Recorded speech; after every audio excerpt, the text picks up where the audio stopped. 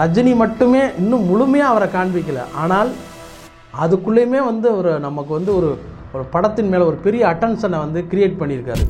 இணையதளம் முழுக்க பயங்கர ஜாம் ஆகி ரசிகர்கள் பயங்கரமாக கொண்டாட்டமாக அதை மாற்றிருக்காங்க.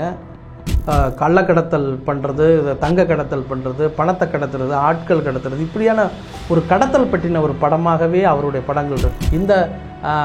இது வந்து என்ன வகையாக கடத்தலாக இருந்தாலும் ரஜினி வந்து ரசிகர்களை தன்னுடைய மனதில் கடத்தி கொண்டு போய் விடுவார் அப்படிங்கிறத நம்ம நம்பலாம். பாடல் வந்து அதை ஒழிக்கும் போதும் ரஜினி ரசிகர் எப்படி வந்து கிளாப்ஸ் பண்ணுவாங்க அப்படிங்கிறத உண்மையிலே வந்து இப்போ நினச்சி பார்த்தாலே வந்து ஒரு செலிப்ரேஷனாக தான் இருக்குது. மெட்ராஸ் மூவி நேயர்களுக்கு வணக்கம். நான் தேனிக்கண்ணன். சூப்பர் ஸ்டார் ரஜினி அவர்களுடைய இந்த படத்துடைய தலைப்பு வெளியானதுலேருந்து இணையதளம் முழுக்க பயங்கர ஜாம் ஆகி ரசிகர்கள் பயங்கரமாக கொண்டாட்டமாக அதை மாற்றிருக்காங்க. ரஜினி அவருடைய ஒரு மனிதருடைய படத்துக்கு மட்டும்தான் இந்த மாதிரியான மிகப்பெரிய ஒரு கிராண்டியரான ஓப்பனிங் நடக்குது. ஒவ்வொரு படத்துக்கும் நடக்குது.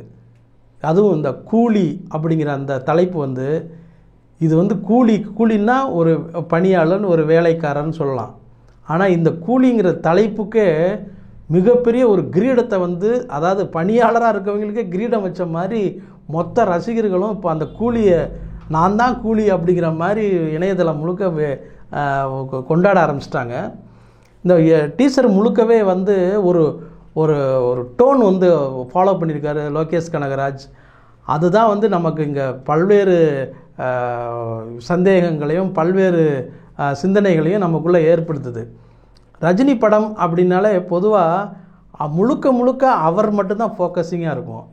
இந்த நம்ம கூலி படத்துடைய ட்ரெய்லரை எப்படி வந்திருக்கு அப்படின்னா, இப்போ தலைப்பில் வந்து பேக்ட்ராப்பும் சேர்ந்து ஒரு கதாபாத்திரமாக மாறியிருக்கு.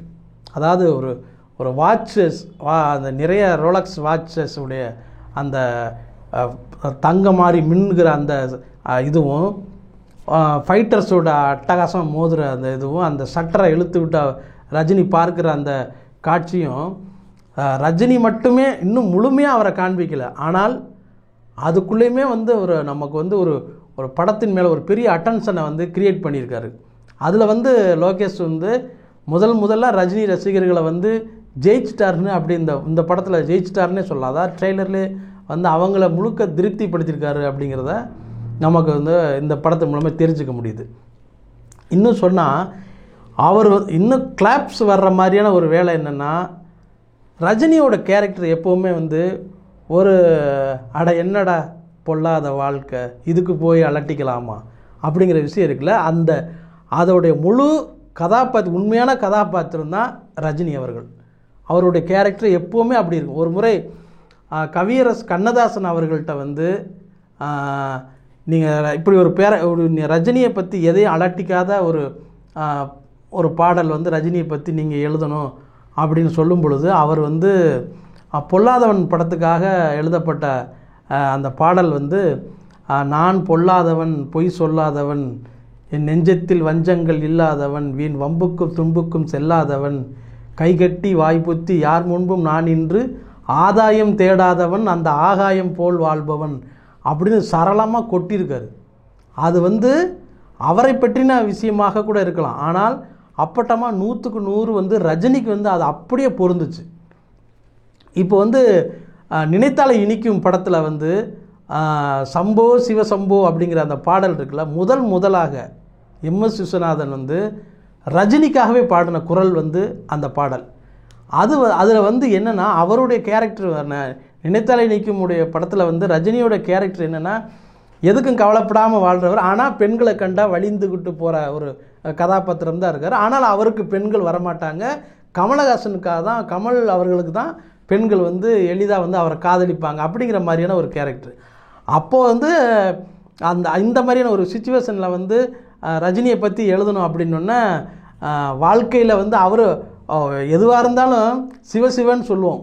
இப்போ பொதுவாக வந்து பெரிய ஆன்மீகத்தில் இருக்கவங்களும் சிவசிவ அப்படிம்போம், ஆன்மீகத்தில் இருக்கவங்களும் சரி தான், பொதுவாக உள்ள பெரியவர்களும் சரி தான்.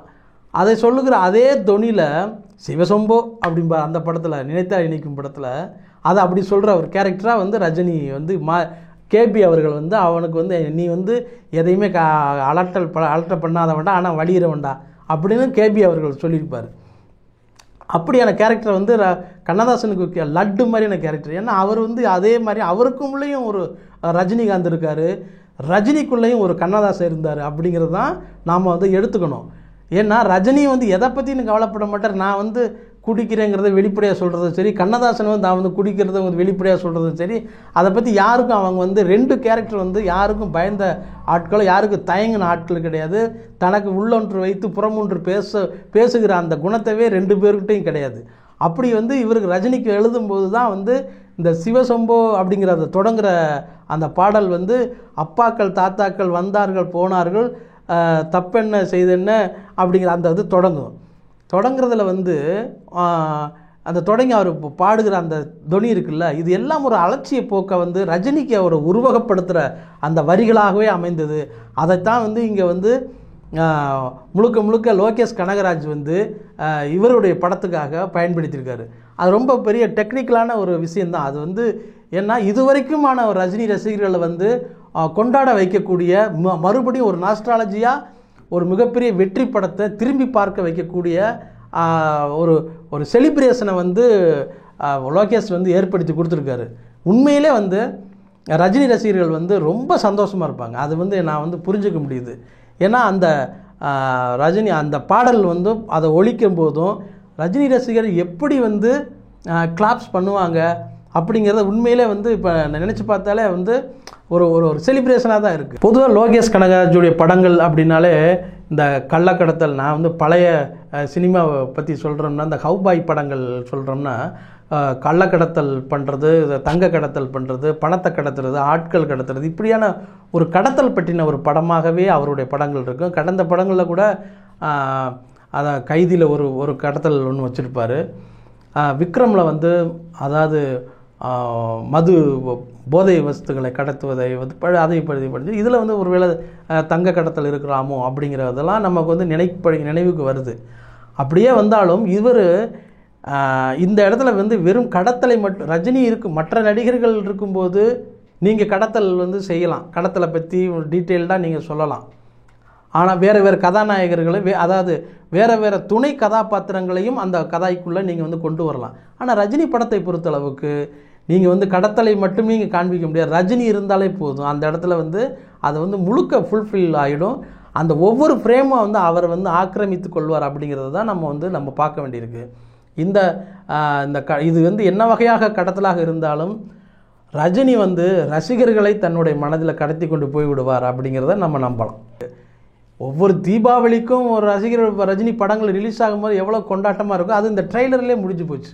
இந்த ட்ரெய்லர்லேயே வந்து லோகேஷ் வந்து அதை வந்து ரீச் பண்ணிட்டார் அப்படிங்கிறத நம்ம கவனிக்க வேண்டியிருக்கு. இப்போ வந்து அதே படத்தில் வந்து வர்ற அந்த இவர் என்ன மாதிரியான கேரக்டரு, இது ஒரு ரஜினி தானா அப்படின்னா உண்மையிலே நான் தெரிஞ்ச இது இன்னொரு ரஜினி இருக்கார் அப்படிங்கிற மாதிரி தான் வந்து நான் சொல்கிறாங்க. அது பார்ப்போம். அவர் வந்து இன்னும் அடுத்தடுத்த லிங்க்கெல்லாம் இருக்குது நமக்கு வந்து அதை வந்து தொடர்ந்து நாம் வந்து அதை பற்றி நம்ம பேசுவோம். இருந்தாலும் இந்த டீசரை கூலி படத்துடைய டீசரை பொறுத்தளவுக்கு ரஜினி ரசிகர்கள் வந்து முழு திருப்தி அடைந்திருப்பாங்க. இது கூலிங்கிற ஏற்கனவே அமிதாப் அவர்கள் வந்து நடித்து அந்த ஹிந்தியில் வந்து அது வந்து பெரிய அளவில் ஹிட் ஆனது.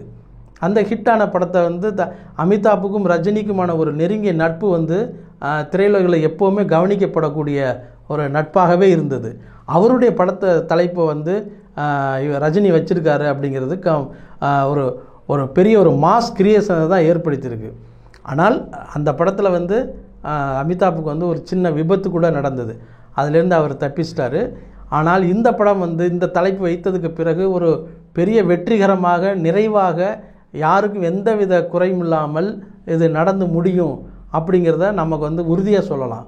காரணம் ரஜினி ரசிகர்களுடைய மிகப்பெரிய ஆசீர்வாதமும் அதாவது ப்ரேயர் இருக்குல்ல, அதை வந்து ரஜினிக்கு எப்போவுமே இந்த ரசிகர்களுக்கும் அந்த பெரிய கதாநாயகனுக்கும் பெருசாக பாண்டிங் வந்து எப்படி இருக்குன்னா, அவங்க படம் பார்ப்பாங்க, கொண்டாடுவாங்க, விசில் அடிப்பாங்க, அதோட சரி. ஆனால் ரஜினி அவர்களுக்கு மட்டும்தான் ரசிகர்கள் வந்து ப்ரே பண்ணுறது, ஒரு படத்தை வந்தோன்னா அதை வெற்றியாக மாற்றணும் அப்படின்னு ஒரு சிந்தனையை வந்து உண்டு பண்ணுறது, இது எல்லாமே ரஜினி ரசிகர்களுக்கு மட்டும்தான் இருக்குது.